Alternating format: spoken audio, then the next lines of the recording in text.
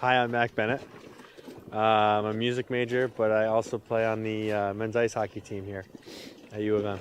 One of my professors, Katri Irvama, said this guy, Stephen Rush, he wanted to do this kind of amplified hockey game. She sent me an email. It was a little quizzical. It said, kind of have an issue with a student in LSNA who's a music student who needs some performance credits, and he's the captain of the hockey squad. We were having Indian food, and I took a bite of my chapati, and I thought, hockey, water, ponds, could be interesting. You know, she was like, this is probably the last chance she'll get to do something like this because I'm a senior, and then, you know, I'm moving on, and, you know, I won't be able to play pond hockey. Have it mic'd up and kind of go from there. And so took this class, and it's exactly what it is. We're going to amplify a pond hockey game as long as we can get the ice figured out. And if we get, you know, like 2 chords going and then somebody does a breakaway and scores, bam, we go back to 1. So after the shake up, then we just go back to the first chord in the progression, and that should be just fine. So what I'd like to do is spend a good 45 minutes just doing the piece. All right, let's just do this, and we'll just do it cue to cue. Here we go.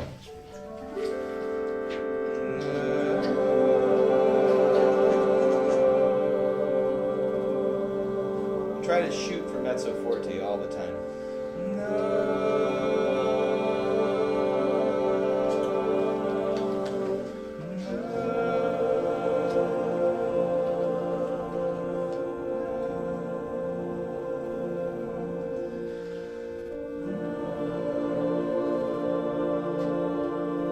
Yeah, the high D is really key here.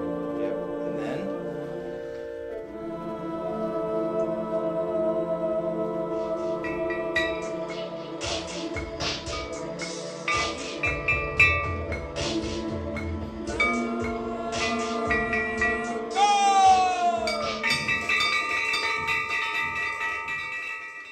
just a one little fine-tuning thing that could really make this piece amazing, and this will have to do with probably who is ever near the board, is just fine-tuning the balance between the skating sounds, the ambient patch being played, ambient patch being sung, the oxygen tanks, and then obviously the Ableton stuff. So all those different kind of parameters should kind of oscillate at various points. So you know the piece is really working over time when one of those things comes to the fore and it isn't the same thing all the time. It's like, oh, wow, this is a real moment for just skates. That's cool.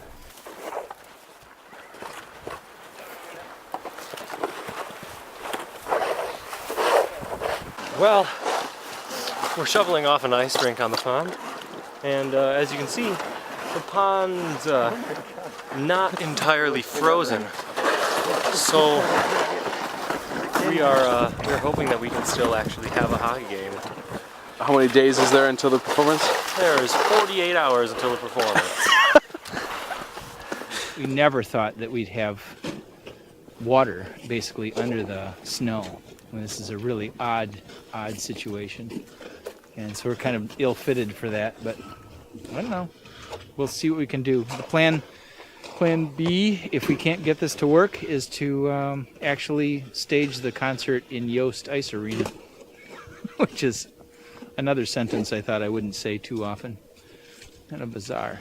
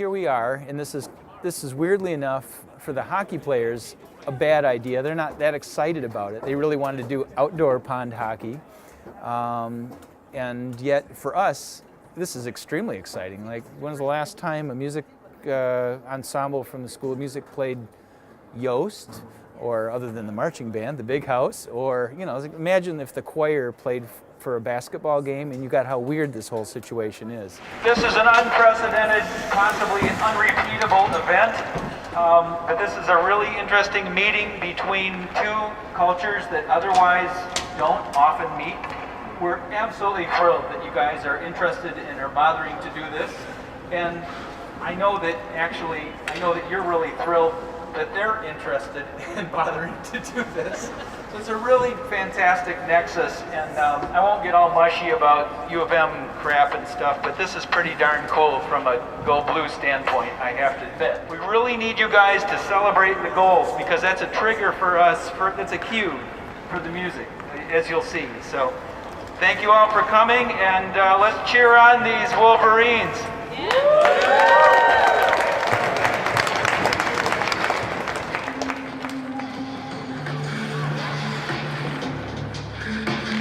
Hey, I'm Eric Sheffield. I'm a graduate student in the Performing Arts Technology Department, kind of running the max patch for this performance. So what we're doing with the processing of the hockey sounds, each player will actually have a contact mic attached to their skate.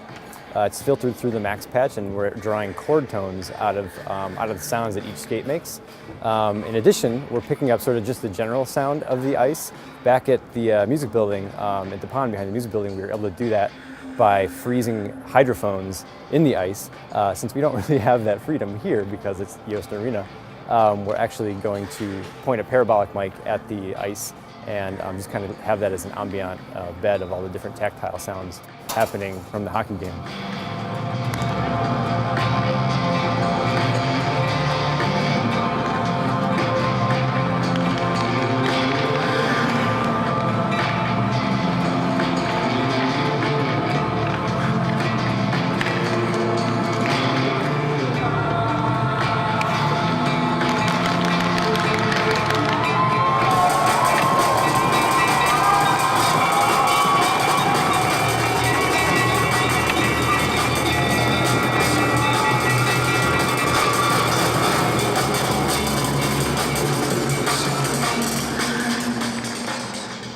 The players all had their skates mic'd up with contact mics.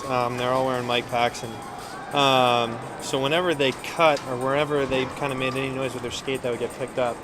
I'm not too sure as to what was going on the table there, but there was loads of wires, you know, running through music software, sounds being affected, and then you had live singers and people playing instruments too. So it was kind of a big puzzle that got put together. You know, we kind of built this piece around skating and hockey and whatnot, and we got a chance to do it here at Yost, and I think it blew away everyone's expectations in the class.